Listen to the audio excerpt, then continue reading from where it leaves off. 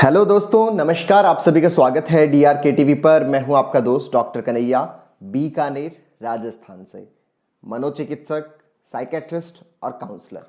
दोस्तों, सबसे पहले तो आप सभी के इस अपार प्रेम, स्नेह और सहयोग के लिए बहुत बहुत धन्यवाद। हमारा जो YouTube परिवार है, अपना जो YouTube परिवार है, ये 50,000 से ज़्यादा हो गया है। उसके लिए आपको बहुत बहुत धन्यवाद।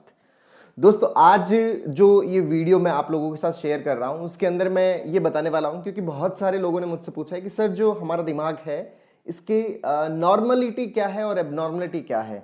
हमारा ब्रेन जो है वो नॉर्मल फंक्शनिंग जो करता है, इसका क्या मतलब होता है।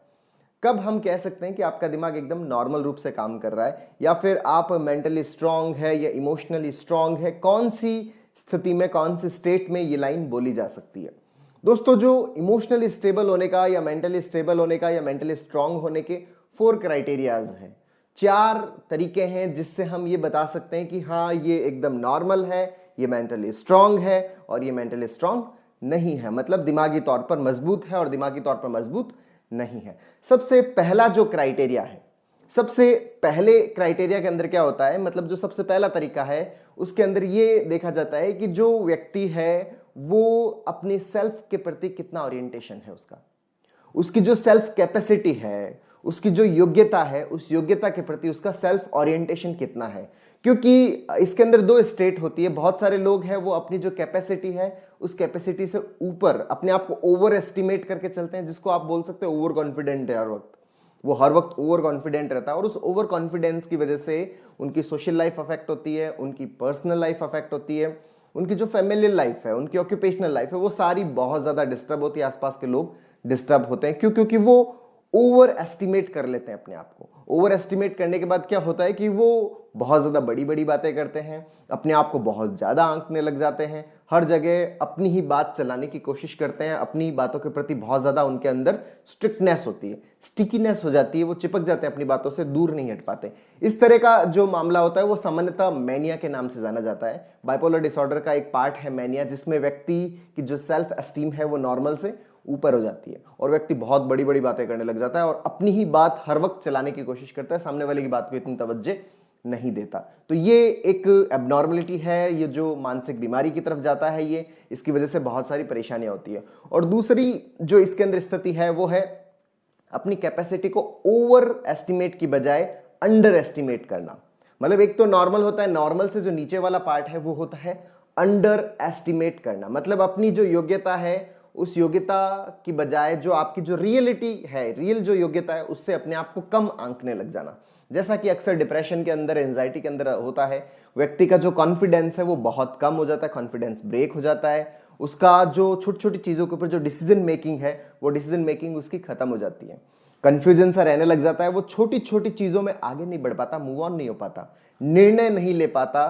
क्यों? क्योंकि उसका जो कॉन्फिडेंस है, वो कॉन्फिडेंस, उसकी जो कैपेसिटी है, उसकी जो योग्यता है, उस योग्यता के मुकाबले बहुत कम हो जाता है, जिसके कारण उसको डे टू डे लाइफ के अंदर जो छोटी छोटी चीजें हो रही है, उन छोटी छोटी चीजों के अंदर भी बहुत ज्यादा परेशानी होती है। तो दोस्तों, ये तो है सबसे पहला क्राइटेरिया। मतलब अपनी जो कैपेसिटी है, या तो उस कैपेसिटी से ऊपर पहुंच जाना, जिसको ओवर कॉन्फिडेंस या फिर ओवर एस्टिमेशन बोलते हैं, या फिर अपनी जो कैपेसिटी है उससे अपने आप को अंडर एस्टिमेट कर लेना। तो अगर ये दोनों चीजें नहीं है, नॉर्मल है, तो उसकी मेंटल हेल्थ है वो नॉर्मल रहता है, वो मेंटली स्टेबल है, जिसका अपनी सेल्फ रियलाइजेशन होता है, जो अपनी कैपेसिटीज को बहुत अच्छे से जानता है। मान लो कि एक स्टूडेंट है, वो स्टूडेंट 12th का एग्जाम दे रहा है और 12th की उसने तैयारी की है। उसको अगर अपनी जो प्रिपरेशन है, उस प्रिपरेशन के अंदर उसने अपने आप को सही तरह से अंगर आंकलन कर रखा है, तो उसको इसका रिजल्ट भी बहुत अच्छे से मिलेगा, उसका कॉन्फिडेंस भी बहुत अच्छा रहेगा। लेकिन अगर मान लो उसने अपनी जो पढ़ रखा है उसको बहुत ज़्यादा ओवर एस्टिमेट कर रखा है, तो ओवर एस्टिमेशन के चक्कर में फिर वो उतनी पढ़ाई नहीं कर पाता, जो पढ़ाई रिक्वायर्ड है एग्जाम क्रैक करने के लिए, एग्जाम पास करने के लिए, जब वो उतना पढ़ेगा नहीं, तो उसके कारण उसको बहुत ज़्यादा दिक्कत आई, एग्जाम में फेल भी हो सकता है। और मान लो उसने अगर अंडर एस्टिमेट कर लिया अपने आप को, तो अंडर एस्टिमेशन की वजह से भी उसका कॉन्फिडेंस डाउन हो जाएगा और कॉन्फिडेंस डाउन होने की वजह से फिर वो जो काम करना चाहिए वो काम भी नहीं कर पाता। ये प्रिंसिपल सब जगह लागू होता है, चाहे कोई बिजनेसमैन हो, चाहे कोई इंटरव्यू देने जा रहा हो, चाहे हम किसी भी तरह का व्यापार या काम कर रहे हो, पढ़ाई कर रहे हो, कुछ भी कर रहे हो, वहां पे ये प्रिंसिपल सब जगह लागू होता है। अगर हम अपने आप को ओवर एस्टिमेट कर लेते हैं तो फिर जो एफर्ट्स किए जाने चाहिए थे वो हम नहीं कर पाते। हम ऑलरेडी कैलकुलेट कर लेते हैं कि भाई ठीक है इतना तो मेरे पास है, वो हम नहीं कर पाते। और दूसरा, अगर हम अंडर एस्टिमेट कर लेते हैं तो हमारे अंदर जो करने का जो कॉन्फिडेंस है वो कॉन्फिडेंस ही नहीं आ पाता, उसके कारण भी फिर हमारी प्रोडक्टिविटी बहुत अफेक्ट होती है। तो दोस्तों, जो सबसे पहला क्राइटेरिया है, अपनी कैपेसिटी को सही तरीके से जानना, अपनी कैपेसिटी के प्रति प्रॉपर ओरिएंटेशन होना कि भाई हाँ मेरी कैपेसिटी ये है और अभी मेरी जो कैपेसिटी मतलब मेरी जो लर्निंग है, मेरी जो स्किल्स है ये है, इस स्किल के अकॉर्डिंग ये टास्क है, मैं आराम से बहुत अच्छे से कर सकता हूं। तो ये तो है पहला क्राइटेरिया। दूसरा जो क्राइटेरिया है इस क्षेत्र के अंदर, दूसरा जो क्राइटेरिया क्या है, दूसरा क्राइटेरिया है कि जो डे टू डे लाइफ के अंदर जो अप एंड डाउन्स आते हैं, जो डे टू डे लाइफ के अंदर उतार चढ़ाव आते हैं, मतलब आपके आसपास दो तरह के इवेंट्स हो रहे हैं, एक तो एक्सपेक्टेड हो रहा है और एक अनएक्सपेक्टेड हो रहा है। जो एक्सपेक्टेड है वो हमारे लिए पॉजिटिव है, मतलब ये हमारे लिए एक अप इवेंट है, और जो अनएक्सपेक्टेड है वो हमारे लिए नेगेटिव होता है क्योंकि हम ऐसी उम्मीद नहीं कर रहे होते। और जब हम उम्मीद नहीं कर रहे होते उसके विपरीत कुछ हो जाता है, उम्मीद के अनुसार नहीं हो पाता, वो हमारे लिए नेगेटिव इवेंट होता है। तो दोस्तों, जो अप एंड डाउन्स है, अगर कोई व्यक्ति अप एंड डाउन्स के प्रति बहुत अच्छे से एडजस्टेड होता है, जैसे कई लोग मुझे बताते हैं कि डॉक्टर साहब छोटी सी कोई भी बात हो जाती है तो मेरा तो दिमाग खराब हो जाता है, छोटी छोटी चीजें हैं वो मुझे बहुत ज्यादा अफेक्ट करने लग जाती है। मतलब जो लाइफ के अंदर जो अप एंड डाउन्स हो रहे हैं, उन अप एंड डाउन्स के साथ वो एडजस्ट नहीं हो पा रहे। अगर दोस्तों कोई व्यक्ति लाइफ के डे टू डे लाइफ के अंदर जो छोटे छोटे अप एंड डाउन्स हो रहे हैं, किसी ने हल्का फुल्का कह दिया, कुछ भी कह दिया, उन चीजों को वो प्रॉपर वे में एनालाइज कर रहे होते हैं, उन सब चीजों के साथ अगर वो प्रॉपर वे के अंदर एडजस्टेड होते हैं तो उनकी मेंटल हेल्थ को नॉर्मल माना जाता है, उनकी जो इमोशनल स्टेबिलिटी है उसको नॉर्मल माना जाता है, उनकी जो मेंटल स्ट्रांगनेस है उसको नॉर्मल माना जाता है। क्यों? क्योंकि वो अपने डे टू डे लाइफ के अंदर जो भी नेगेटिव और पॉजिटिव थोड़ा बहुत हो रहा है उसके साथ बहुत अच्छे से एडजस्टेड है। तो ये है सेकंड क्राइटेरिया। अब अपन आते हैं थर्ड क्राइटेरिया के ऊपर। थर्ड क्राइटेरिया का मतलब क्या है? थर्ड क्राइटेरिया के अंदर वो जो भी काम करते हैं, आप डे टू डे लाइफ में सुबह से लेकर शाम तक जितना भी काम कर रहे हो वो काम प्रोडक्टिव होना चाहिए, उस काम का कुछ ना कुछ आउटकम आना चाहिए, कुछ ना कुछ आउटपुट मिलना चाहिए। अगर उसका कोई आउटकम नहीं आ रहा, उसका कोई अगर आपको प्रोडक्टिविटी नहीं मिल रही, इसका मतलब आप जो काम कर रहे हो वो नॉर्मल मेंटल हेल्थ के साथ नहीं कर रहे, मतलब आपकी जो मेंटल स्टेबिलिटी है, इमोशनल स्टेबिलिटी वो प्रॉपर नहीं है। आप जितने भी काम कर रहे हो वो सारे काम प्रोडक्टिव होने चाहिए, ये थर्ड क्राइटेरिया है। मान लो कि जैसे जो मेनिया के पेशेंट्स होते हैं उनके अंदर कुछ इस तरह की स्थिति रहती है कि वो पूरे दिन घर में कुछ ना कुछ करते रहते हैं, इधर का सामान इधर रख देते हैं, इधर का सामान इधर रखते रहते हैं, या फिर कुछ भी इधर उधर से कुछ भी उठाते रहते हैं, उसको अपने एक जगह इकट्ठा करते रहते हैं, फिर इकट्ठा किए हुए को दूसरी जगह रख देते हैं। तो इस तरह का जो काम कर रहे हैं, इस तरह के काम से किसी भी तरह की प्रोडक्टिविटी बाहर नहीं आती। या फिर जो अंडर एस्टिमेशन वाला काम है उसके अंदर भी क्या होता है कि वो एक जगह बैठे बैठ के सोचते रहते हैं, ये इसके बाद ये, इसके बाद ये, इसके बाद ये, प्रोडक्टिव वर्क कुछ नहीं हो रहा, उसका जो एक्चुअल में जो फिजिकल आउटकम है वो कुछ नहीं आ रहा, बस मेंटल वर्क चल रहा है। एक जगह बैठ के लगातार सोचे जाना, पूरे दिन सुबह से लेकर शाम तक एक ही थॉट है, उसके बाद एक के बाद दो, दो के बाद तीन, तीन के बाद चार, पांच, इस तरह से लगातार थॉट्स आए जा रहे हैं और कंटिन्यूअस सोच रहा है कि मैं ये काम कर लेता हूं, मैं ये काम कर लेता हूं, मैं ये काम कर लेता हूं, ये कर लेता हूं, उसके चक्कर में कुछ नहीं कर पाता। इसको सामान्य भाषा में जैसे शेख चिल्ली के सपने बोल सकते हो या मुंगेरी लाल के हसीन सपने बोल सकते हो, जो दिमाग में चलता रहता है और उसकी वजह से उनकी जो प्रोडक्टिविटी है, जो काम होना चाहिए था वो काम नहीं हो पाता। ये भी नॉर्मल मेंटल हेल्थ को शो नहीं करता।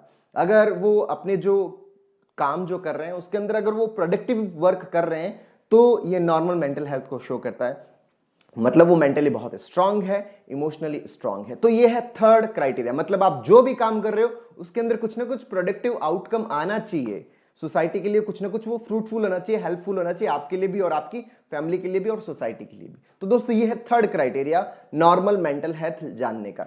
अब अपन आते हैं फोर्थ क्राइटेरिया। फोर्थ क्राइटेरिया क्या है कि कम्युनिटी पार्टिसिपेशन होना चाहिए। कम्युनिटी पार्टिसिपेशन का मतलब क्या है कि कोई भी व्यक्ति अगर अपने आसपास की सोसाइटी के साथ प्रॉपर वे के अंदर इंगेज्ड है तो ये नॉर्मल मेंटल हेल्थ के अंदर इंक्लूड किया जाता है।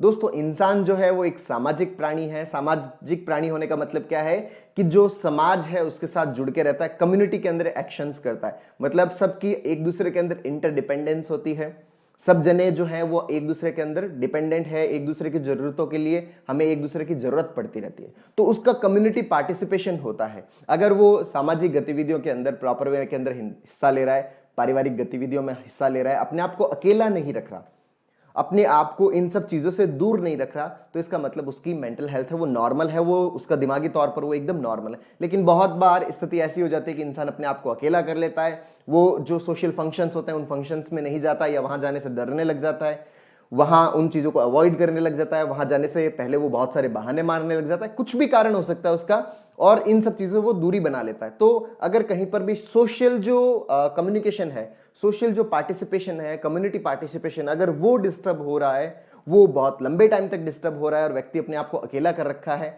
लोगों से इंटरेक्ट नहीं कर रहा, बातचीत नहीं कर रहा, लोगों से मेल मिलाप नहीं कर रहा, तो ये एक एबनॉर्मल मेंटल हेल्थ का साइन हो सकता है। तो दोस्तों मैंने ये आपको 4 बेसिक क्राइटेरिया बताया, एक बार मैं रिपीट कर देता हूं। सबसे पहला जो क्राइटेरिया है वो है अपनी कैपेसिटी के प्रति ओरिएंटेशन होना, अपनी योग्यता के प्रति ओरिएंटेशन होना।